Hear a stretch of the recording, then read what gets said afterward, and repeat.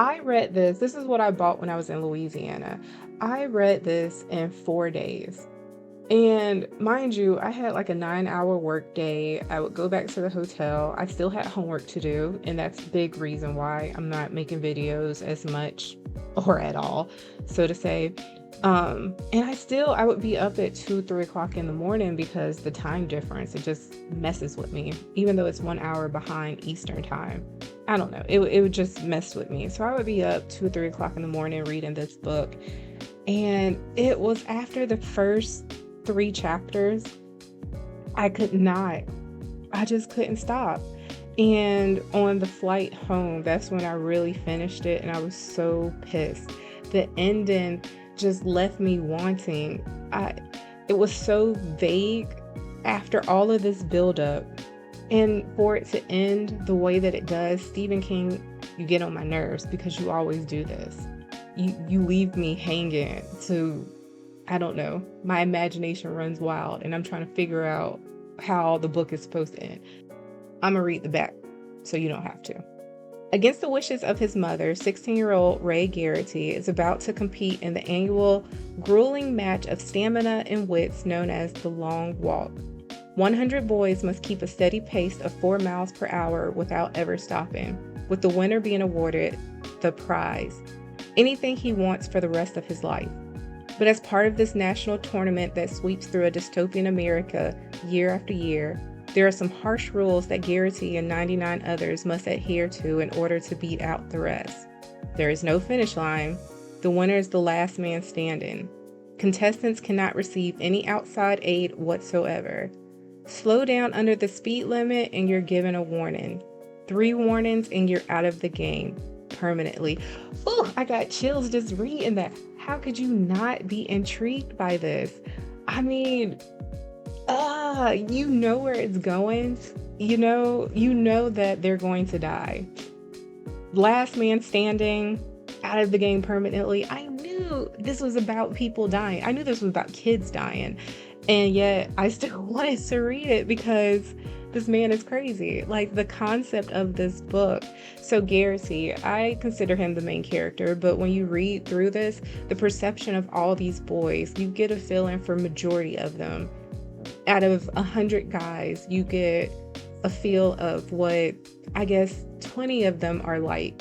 There's a lot of background characters, but for the most part, you have all these different emotions going on with all these different boys, these different personalities.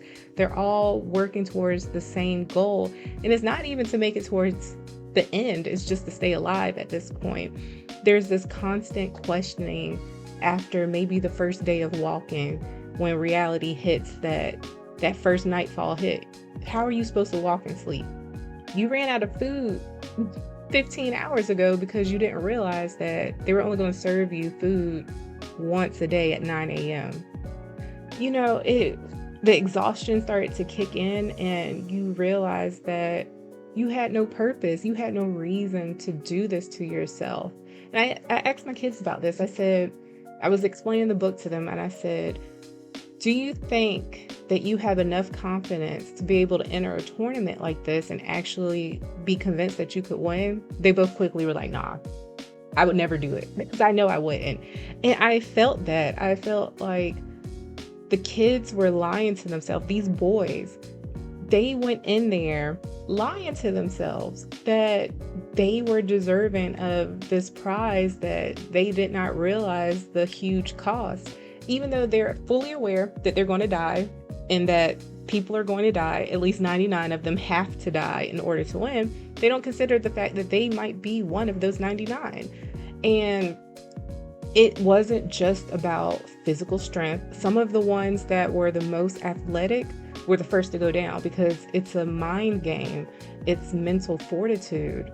And I know I'm late to some books, but there's so many great books out there, thousands, millions of books. How do you catch them all? I feel like things like this, if you're not devoted to one author, you're likely to miss it. But this was such a good read for me because it was one plot, one setting, all just walking ahead. Like, how do you convey so much emotion in so many people and all they're doing is walking? I think that's what makes this a masterpiece. There's no depth as far as looking at the outside world. It's just focused on walking. We're walking through multiple states, so to say. I don't know. I like how they refer to dying as buying your ticket. So you get 3 warnings, and after that, there's no more warnings. It's just immediate death, and they say you bought your ticket. I like this book because it's about competition, but it's also about camaraderie, because you're all competing, but yet you're all trying to salvage what little bit of sanity you have. And so as you're going through this process of walking endlessly at this certain pace all day and all night, of course it gets to you. And so the guys, they are coming together. They're trying to stay motivated. They're trying to, I don't know, you just gotta read it. You gotta read the book. You sign up to die. That's my question. Who signs up to die? And I think that was the whole point. The question that they kept asking themselves is, why did we do it? And it was just plain and simple. You wanted to die. Because when did you feel like you had it in you to walk miles upon miles? I think the first day they walked 15 miles, maybe a little bit longer. So one of the short-lived characters, I don't want to give it away, for the most part, towards the end, even though this is about competition, this is the camaraderie I'm talking about, they knew he was going to die. I'm not going to tell you how, but they knew he was dying. And his wife was pregnant. And it was this whole thing about no matter who won at the end, they knew it wasn't going to be him. They knew that much. He was very sick. But at the end, whoever won, they had already said that they would give something to the wife.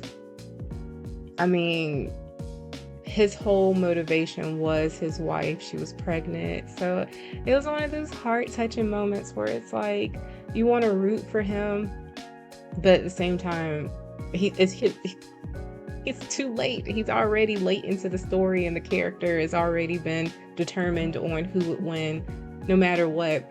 It was pretty deceptive. I knew who was going to win, and it did not turn out that way. I'm not going to give it away. I was actually very upset at the ending just because it did not go the way I wanted at all. At all. And sometimes I root for the bad guy. You know, I'm one of those people. I don't always want the main character to win. Not to say that they did, but sometimes the evil character in the background that gets no play, sometimes I'm rooting for them. They barely have a voice in the story, and I'm like, what's their deal? Who are they? You know, put more emphasis on them. You know, that's what I try to do with some of my books. Put a little bit of emphasis on somebody you don't expect, and they might end up actually being the main character. But this was a really good book. Again, walk till you die. Walk until you die. Or don't. Keep walking until you're the last million standing. Anywho, you guys, book has me a loss for words. Yeah.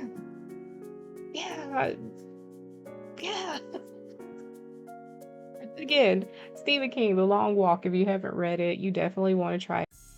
Thanks for watching, you guys. Until next time.